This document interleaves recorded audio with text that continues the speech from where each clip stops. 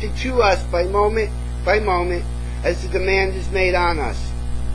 If we sense the urgency of Jesus' call to follow him, we are learning to rely on him to work within us and through us.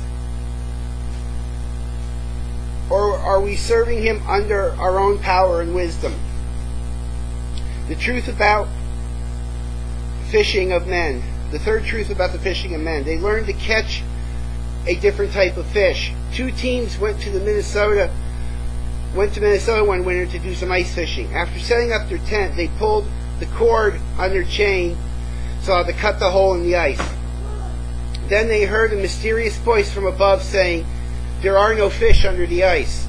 "Is that you, God?" they asked in awe. "No," came the reply, "but I know there are no fish under the ice. I'm the owner of this ice skating rink." Sometimes I go out to Pacifica and walk on the pier, and I watch the people fishing. To really fish, a person has to have the right equipment and lots of it. Bait, hooks, rods, sonar, stuff for every type of fish and every type of condition. The right equipment for the type of fish we want to catch. As a church, what type of fish are we trying to catch? What type of equipment do we need?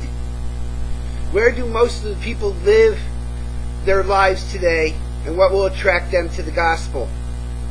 We need to prayerfully share with each other to help each other to understand the mission field that God has placed us in and how he wants us to reach it before the generations, the backgrounds, from the different experiences we go through and the places God takes us to each week. We need to be talking with each other, praying together. What are the concerns of the people you live and work with? How can we as a church reach them with the gospel? What are you doing to share the gospel with others? How can we support you in what you're doing? We need to learn how to fish, to know fish and what catches them today. During the early days of Wycliffe Bible translators in Mexico, Cameron Townsend, the founder, had gone to Mexico to try to get permission from the Mexican government to translate the Bible into the language of the Indian tribes.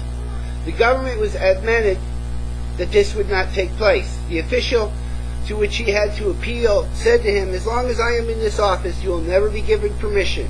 We don't want the Bible in the Indian languages." Townsend did everything he knew, went to every official he could, had all his Christian friends praying that God would open this door, but it seemingly remained totally closed. Finally, he decided that he would give up pressing the issue, and he and his wife would go and live in the little obscure Indian village, learn the language, minister to the people as best they could, and wait for God to move. So that the two of them basically gave up everything they had and went and lived in a tiny trailer in this village. It wasn't very long before Townsend noticed that the foundation in the center of the plaza produced clear spring water when it ran off down the hill and was wasted.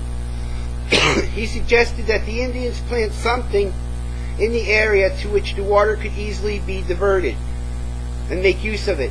Soon there were growing twice as much food as before, and their economy was booming. Townsend wrote this up in a little article and sent it to the Mexican paper. He thought he might be interested. He didn't know it, but the article found its way into the hands of the president of Mexico, Lázaro Cárdenas, who said, "What is this? An American coming here to live in an Indian village where we can't even get our own people to live, and helping them this way? I must meet this man."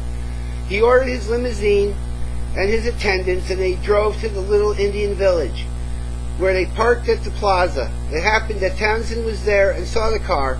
He asked who it was and was told it was the President of Mexico.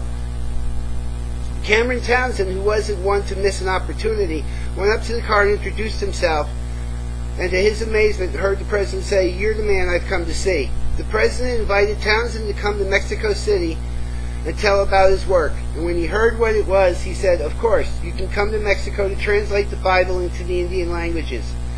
That began a friendship which continued throughout the lifetime of the President.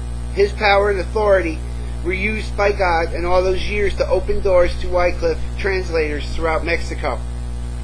In closing, only God can do things like that. Do we feel the urgency to let go of everything, to allow God to work in us and through us, to learn from Him how to catch fish? Jesus says to us, "Follow me, and I will make you fishers of men."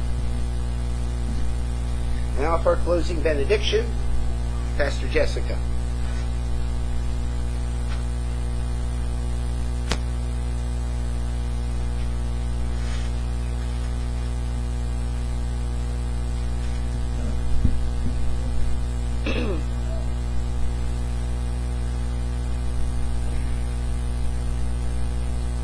With what benediction shall I leave you? This.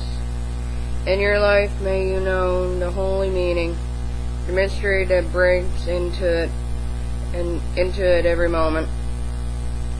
May you live at peace with your world and at peace with yourself, and may the love of truth guide you in your everyday. Amen.